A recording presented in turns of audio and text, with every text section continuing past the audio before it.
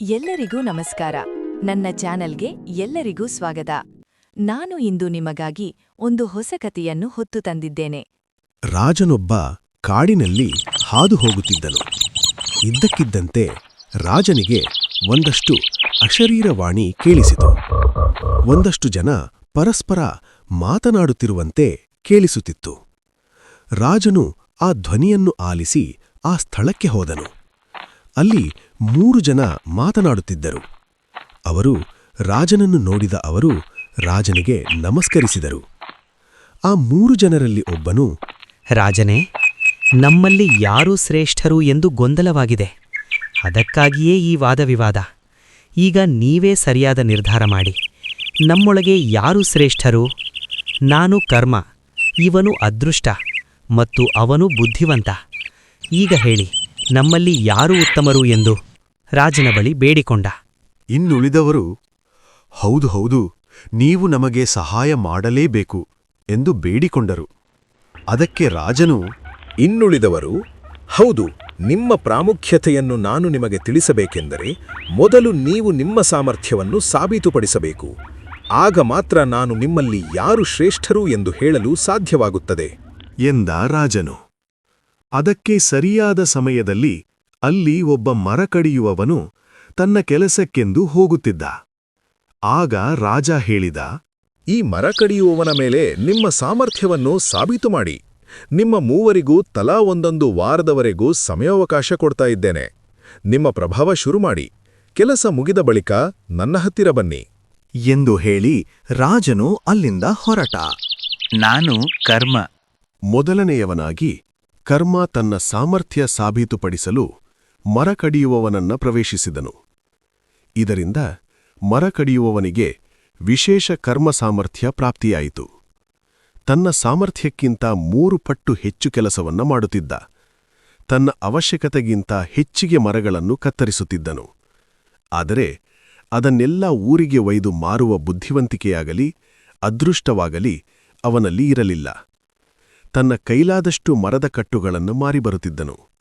ಆದರೆ ಅದೃಷ್ಟ ಕೈಹಿಡಿಯದ ಕಾರಣ ಅವನು ಮರಳಿ ಬರುವಷ್ಟರಲ್ಲಿ ಕಷ್ಟಪಟ್ಟು ಮರ ಕಡಿದು ಗುಡ್ಡೆ ಹಾಕಿದ ಎಲ್ಲವೂ ಕಳ್ಳತನವಾಗಿರುತ್ತಿತ್ತು. ಪ್ರತಿ ಬಾರಿಯೂ ಹೀಗೆ ಆಗುತ್ತಿತ್ತು. ಕರ್ಮದ ಸಾಮರ್ಥ್ಯದ ಗಳಿಕೆಯ ಹೊರತಾಗಿಯೂ ತನ್ನ ದಿನನಿತ್ಯದ ಆದಾಯವೇ ಉಳಿಯುತ್ತಿತ್ತು. ವಾರದ ಅಂತ್ಯಕ್ಕೆ ಅವನ ಸ್ಥಿತಿಯಲ್ಲಿ ಯಾವುದೇ ಬದಲಾವಣೆ ಇರಲಿಲ್ಲ. ಅಲ್ಲಿಗೆ ಕರ್ಮದ ಕೆಲಸವೂ ಮುಗಿದಿತ್ತು. ನಾನು ಅದೃಷ್ಟ. ಈಗ ಅದೃಷ್ಟ ತನ್ನ ಕೆಲಸ ಆರಂಭಿಸಿತು. ಮರಕಡಿಯುವನನ್ನು ಪ್ರವೇಶಿಸಿತು. ಲಾಟರಿ ಹೊಡೆದ ಹಾಗೆ ಮರಕಡಿಯುವವನಿಗೆ ಅರಣ್ಯದಲ್ಲಿ ಚಿನ್ನದ ನಾಣ್ಯಗಳಿಂದ ಕೂಡಿದ ನಿಧಿ ದೊರಕಿತು. ತನ್ನ ಅದೃಷ್ಟ ಕಂಡು ಸಂತೋಷದಿಂದ ಕುಣಿದಾಡಿದ. ಆತ ಯೋಚಿಸಿದ, ತನ್ನ ಬಳಿ ಸಾಕಷ್ಟು ಧನಕನಕಗಳಿವೆ. ಇನ್ನು ಕಾಡಿನಲ್ಲಿ ಮರಕಡಿಯುವ ಅವಶ್ಯಕತೆಯೇನಿದೆ ಎಂದು ಕರ್ಮವನ್ನು ಕಡೆಗಣಿಸಿದ. ನಾನು ಇರುವಲ್ಲಿಯೇ ಎಲ್ಲವೂ ಬರುತ್ತದೆ ಎಂದು ತನ್ನ ಬಳಿಯಿರುವ ಧನಕನಕಗಳನ್ನು ವಿಲಾಸಿ ಜೀವನ ಅನುಭವಿಸಲು ಖರ್ಚು ಮಾಡತೊಡಗಿದ. ಧನಕನಕಗಳನ್ನು ಯಥಾರ್ಥವಾಗಿ ಖರ್ಚು ಮಾಡುವ ಬುದ್ಧಿವಂತಿಕೆಯೂ ಅವನಲ್ಲಿ ಇರಲಿಲ್ಲ ಮತ್ತು ಅವನು ತನ್ನ ಮೂಲಸ್ಥಿತಿಗೆ ಬಂದನು. ಪ್ರಾಪ್ತವಾದ ಸಂಪತ್ತನ್ನು ಉಳಿಸಿ ಬೆಳೆಸುವ ಬುದ್ಧಿವಂತಿಕೆ ಇಲ್ಲದಿದ್ದರಿಂದ ಅದೃಷ್ಟವು ಅವನಿಂದ ವಿದಾಯ ಹೇಳಿತು. ನಾನು ಬುದ್ಧಿವಂತಿಕೆ. ಈಗ ಬುದ್ಧಿವಂತಿಕೆ ಮರಕಡಿಯುವವನನ್ನು ಪ್ರವೇಶಿಸಿದಾಗ ಮರಕಡಿಯುವವನು ಯಥಾರ್ಥವಾಗಿ ಆಲೋಚಿಸಲು ತೊಡಗಿದ. ಇವನು ನಾನು ಏನು ಮಾಡಬೇಕು, ಹೇಗೆ ತನ್ನ ದಿನಚರಿ ಇರಬೇಕು ಎಂದೆಲ್ಲ ಯೋಚಿಸಿದ. ಅವನು ತನ್ನ ಬುದ್ಧಿವಂತಿಕೆಯಿಂದ ಸಾಕಷ್ಟು ಮರಗಳನ್ನು ಸಂಗ್ರಹ ಮಾಡಿದ. ಆದರೆ ಅವನ ಬಳಿ ಅದೃಷ್ಟ ಹಾಗೂ ಕರ್ಮ ಸಾಮರ್ಥ್ಯವಿರಲಿಲ್ಲ. ಆದರೆ ಅವನ ಬುದ್ಧಿವಂತಿಕೆ ಕೆಲಸ ಮಾಡಲು ಪ್ರಾರಂಭಿಸಿತು. ಪ್ರತಿದಿನ 2-3 ಪಟ್ಟು ಮರಗಳನ್ನು ಕಡಿಯುತ್ತಿದ್ದ. ಇದನ್ನು ನಗರಕ್ಕೆ ಕೊಂಡೊಯ್ಯುವುದು ಹೇಗೆ ಎಂದು ಬುದ್ಧಿ ಉಪಯೋಗಿಸಿ ಯೋಚನೆ ಮಾಡಿದ. ಆತನಿಗೆ ಇರುವ ಬುದ್ಧಿವಂತಿಕೆಯಿಂದ ಒಂದು ಇಳಿಯುವ ಗಾಡಿಯನ್ನು ತಯಾರಿಸಿದ. ಕಟ್ಟಿಗೆಗಳನ್ನು ಬಲವಾದ ಬಳ್ಳಿಗಳಿಂದ ಸುತ್ತಿ ಗಾಡಿಗೆ ಹಾಕಿ ಗಾಡಿಯನ್ನು ಎಳೆದುಕೊಂಡು ನಗರಕ್ಕೆ ಹೋಗಿ ಅಲ್ಲಿ ಅವನ್ನೆಲ್ಲ ಮಾರಿ ಆದಾಯವನ್ನ ಗಳಿಸುತ್ತಿದ್ದ. ತನ್ನ ದಿನನಿತ್ಯದ ಆದಾಯಕ್ಕಿಂತ ಹೆಚ್ಚು ಆದಾಯ ಬರತೊಡಗಿತು. ಹೀಗೆ ಆತ ತನ್ನ ಬುದ್ಧಿವಂತಿಕೆಯಿಂದ ಸಾಕಷ್ಟು ಸಂಪಾದನೆ ಮಾಡತೊಡಗಿದ. ಹೊಸ ಬಂಡಿ, ಕತ್ತೆ, ಎತ್ತುಗಳನ್ನ ಖರೀದಿಸಿದ. ಒಂದೇ ವಾರದಲ್ಲಿ ಅವನ ಸ್ಥಿತಿ ತುಂಬಾ ಸುಧಾರಿಸತೊಡಗಿತು. ಈಗ ಕರ್ಮ, ಅದೃಷ್ಟ ಮತ್ತು ಬುದ್ಧಿವಂತಿಕೆ ಪರಸ್ಪರ ಸಂಧಿಸಿದವು. ಹಾಗೂ ರಾಜನ ಬಳಿ ಹೊರಟವು. ಮೂವರಲ್ಲಿ ಯಾರು ಶ್ರೇಷ್ಠರು ಎಂದು ತಿಳಿಯಲು ಕಾತರದಿಂದ ಕಾಯುತ್ತಿದ್ದವು. ಅವರು ರಾಜನಿಗೆ ತಾವು ಮರಕಡಿಯುವವನ ಮೇಲೆ ಹಾಕಿದ ಪ್ರಭಾವ ಕುರಿತು ವಿವರಿಸಿದರು. ರಾಜನು ಅವರ ಮಾತನ್ನು ಆಲಿಸಿದ.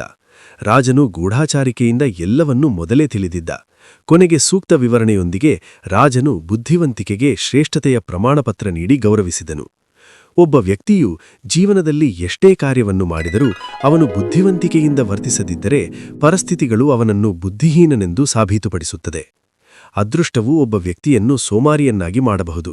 ಅದೃಷ್ಟ ಬಂದಾಗ ಕೆಟ್ಟ ಅಭ್ಯಾಸಗಳಿಗೆ ಬಲಿಯಾದರೆ ಅದೃಷ್ಟವು ಅವನನ್ನು ಬೇಗ ಬಿಟ್ಟು ಹೋಗುತ್ತದೆ. ಆದರೆ ಬುದ್ಧಿವಂತಿಕೆಯಿಂದ ಯಾವುದೇ ಕೆಲಸವನ್ನು ಮಾಡಿದರೆ ಅದೃಷ್ಟವು ಆತನನ್ನು ಬೆಂಬಲಿಸಲು ಪ್ರಾರಂಭಿಸುತ್ತದೆ ಎಂದು ಹೇಳಬಹುದು. ಅದೃಷ್ಟ ಸಿಕ್ಕರೆ ಪರಿಸ್ಥಿತಿ ಸುಧಾರಿಸುತ್ತದೆ ಎಂಬುದು ಖಚಿತವಿಲ್ಲ. ಅದೃಷ್ಟವನ್ನು ಚೆನ್ನಾಗಿ ಬಳಸಿಕೊಳ್ಳಲು ಬುದ್ಧಿವಂತಿಕೆ ಬೇಕೇ ಬೇಕು. ಮತ್ತೊಂದೆಡೆ ಒಬ್ಬ ವ್ಯಕ್ತಿ ಕರ್ಮವನ್ನು ಮಾಡಿದರೆ ಮಾತ್ರ ಅವನ ಸ್ಥಿತಿಗತಿಗಳು ಉತ್ತಮವಾಗುತ್ತದೆ. ಆದರೆ ವ್ಯಕ್ತಿಗೆ ಕರ್ಮ ಮಾಡಿದ ಹೊರತಾಗಿಯೂ ಪೂರ್ಣ ಪ್ರಮಾಣದ ಯಶಸ್ಸು ದೊರೆಯದಿರಲು ಕಾರಣ ಕರ್ಮವನ್ನು ಯಥಾರ್ಥವಾದ ತಿಳುವಳಿಕೆಯಿಂದ ಮಾಡದಿರುವುದೇ ಆಗಿದೆ. ತಿಳುವಳಿಕೆಯಿಲ್ಲದೆ ಮಾಡುವ ಕರ್ಮಗಳಿಂದ ಒಬ್ಬನು ತನ್ನ ಶಕ್ತಿ, ಸಮಯವನ್ನು ಹಾಳು ಮಾಡುತ್ತಾನೆ ಹಾಗೂ ಜೀವನದಲ್ಲಿ ಏನನ್ನೂ ಸಾಧಿಸಲಾರ. ಕರ್ಮ ಸಾಮರ್ಥ್ಯ, ಅದೃಷ್ಟ, ಬುದ್ಧಿವಂತಿಕೆಯು ಜೊತೆಯಲ್ಲಿದ್ದರೆ ಮನುಷ್ಯನು ಜೀವನದಲ್ಲಿ ಯಶಸ್ಸು ಪಡೆಯುವುದರಲ್ಲಿ ಸಂದೇಹವಿಲ್ಲ. ಕೆಲವೊಮ್ಮೆ ಸಂಸ್ಕಾರದ ಮುಂದೆ ಬುದ್ಧಿವಂತಿಕೆಯು ತಲೆಬಾಗುವುದುಂಟು. ಅಂತಹ ಸಂದರ್ಭದಲ್ಲಿ ನಮಗೆ ಗೆಲುವು ಮರೀಚಿಕೆಯಾಗಿ ತೋರುವುದು. ಪ್ರಾಮಾಣಿಕರಾಗಿ ಕರ್ಮ ಮಾಡಿದ ನಂತರವೂ ನಿರೀಕ್ಷಿತ ಫಲ ದೊರೆಯುವುದಿಲ್ಲ. ಆದರೆ ಅದರಿಂದ ನಾವು ಯಶಸ್ಸಿನ ದಾರಿಯಿಂದ ವಿಮುಖರಾಗಬಾರದು. ಮರುಪ್ರಯತ್ನ ಮಾಡಿ ಮಾಡುವ ಕರ್ಮಗಳನ್ನು ಯಥಾರ್ಥವಾಗಿ, ಪ್ರಾಮಾಣಿಕತೆಯಿಂದ, ಬುದ್ಧಿವಂತಿಕೆಯಿಂದ ನಿರ್ವಹಿಸಿದಾಗ ಅದೃಷ್ಟವು ಸದಾಕಾಲ ನಮ್ಮ ಜೊತೆಗಿರುವುದು. ಅವಕಾಶಗಳನ್ನು ರೂಪಿಸಿಕೊಳ್ಳುವವನು ಬುದ್ಧಿವಂತನಾಗಿರ್ತಾನೆ ಎಂಬುದನ್ನು ನಾವು ಮರೆಯಬಾರದು. ಇನ್ನು ಭಗವಂತನು ನಮ್ಮೆಲ್ಲರ ಭಾಗ್ಯವನ್ನು ಒಂದೇ ರೀತಿಯಲ್ಲಿ ರೂಪಿಸಿಲ್ಲ ಯಾಕೆ ಎಂದು ನಾವು ಯೋಚಿಸಬಹುದು. ಭಗವಂತ ಎಂದಿಗೂ ಹಾಗೆ ಮಾಡುವುದಿಲ್ಲ. ಭಗವಂತನು ಎಲ್ಲರಿಗೂ ಒಂದೇ.